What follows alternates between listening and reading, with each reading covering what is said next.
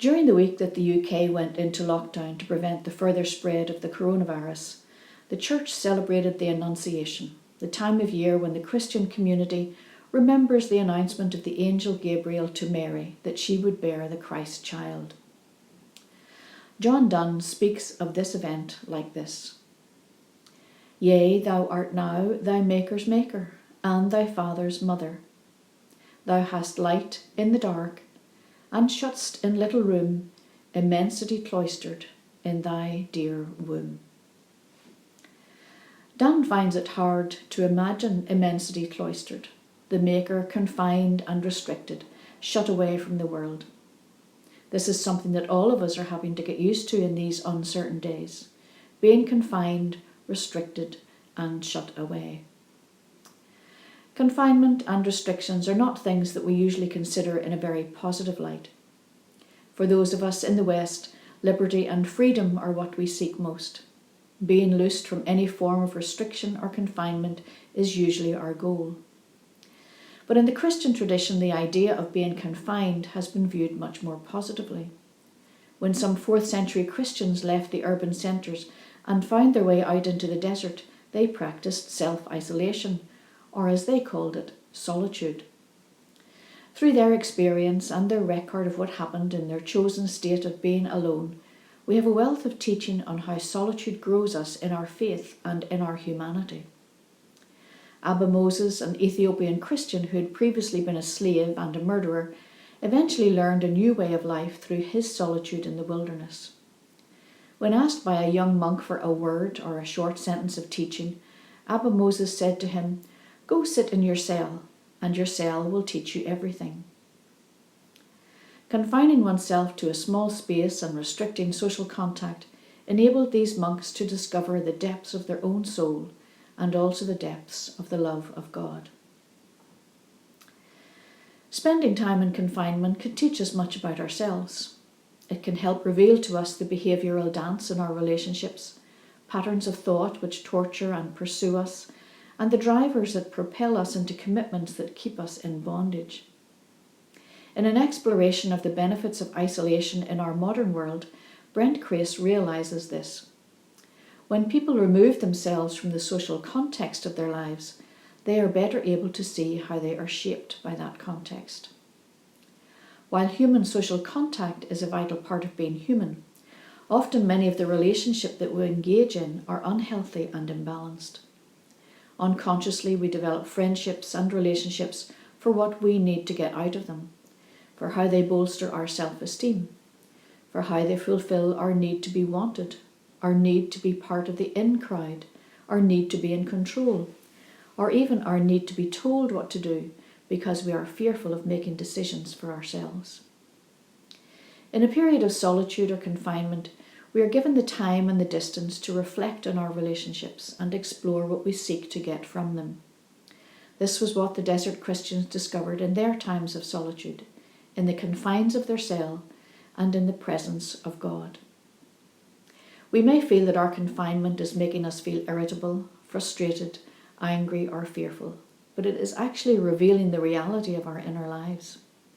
In the solitude and silence, then, we are able to examine our reactions and responses when we are not in the company of others.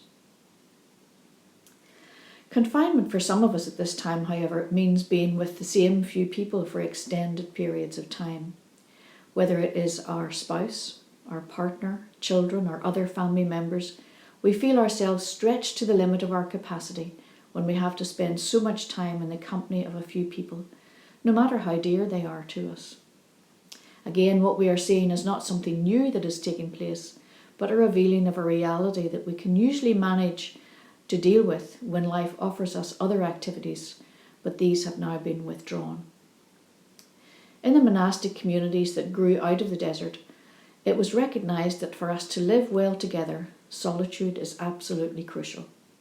For it is in the solitude that we begin to understand the community in which we find ourselves. We can begin to see that despite our best efforts, we fail at building or creating community. We tend to limit who belongs to our community. We set restrictions on who can be included, and we exclude those for whom we have some objection.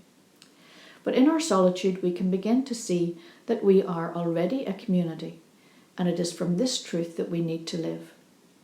This is the spirit of help and support that can be seen in cities, towns, and villages around the country and around the world as people offer to help in this time of need. Henry Nouwen says, "Solitude is the place where we reach the profound bond that is deeper than the emergency bonds of fear and anger. Through solitude, we come to know our fellow human beings not as partners who can satisfy our deepest needs, but as brothers and sisters with whom we are called to give visibility to God's all-embracing love." So for those who are confined together for unusually long hours at this point, it is helpful for everyone to have their time of solitude in order to learn to deal with the difficulties that arise from constant close living and to learn to live with others from a place of understanding and acceptance. During a time of confinement or solitude, we may come face to face with the fact that our relationship with God might also be unhealthy or imbalanced. We doubt His love, His compassion, His care for us when we feel our anxiety and worry rising. Nouwen suggests that solitude is the place where God reveals Himself as God with us. Solitude indeed, he says, is the place of the great encounter from which all other encounters derive their meaning. In solitude, we meet God. Solitude allows us to see God for who He is, not as we have imagined or created Him to be. We can begin to see more clearly that His love is given freely, so that we do not need to work or compete or beg for it. And when we see God for who He truly is, we also gain insight into who we truly are, loved and desired, invited and welcomed, accepted and affirmed. This then sets us free from using our relationships with others to give us these things, for we already have them. Nouwen says, gentleness, tenderness, peacefulness, and the inner freedom to move closer to one another or to withdraw from one another are nurtured in solitude. Paradoxically, confinement also gives us access to freedom. In his biography, Anwar el-Sadat, the former president of Egypt, speaks of his imprisonment in solitary confinement in cell 54, a period which he later recalled as the happiest time of his life. Inside cell 54, he says, "As my material needs grew increasingly less, the ties which had bound me to the natural world began to be severed one after another. My soul, having jettisoned its earthly freight, was freed and took off like a bird soaring into space, into the furthest regions of existence, into infinity. Once released from the narrow confines of the self with its mundane suffering and petty emotions," he continues, "a man will have stepped into a new, undiscovered world which is vaster and richer. His soul would enjoy absolute freedom, uniting with existence in its entirety, transcending time and space." In our busy and frantic lives, we often fail to see the wider context in which we live, the deeper connections which unite us as human beings. We see ourselves as bound by duty, by responsibility, by our earthly condition and situations which are all too obvious to us. Spending time in solitude allows for a transfiguration, a new way of figuring things out, a new way of seeing. Through this process of confinement and solitude, we begin to see the world as God sees it, and we recognise more clearly that the whole universe lives and moves and has its being in the love of God. Such was the revelation of Julian of Norwich, who realised that all that exists lasts and will last forever because God loves it, and everything exists in the same way by the love of God.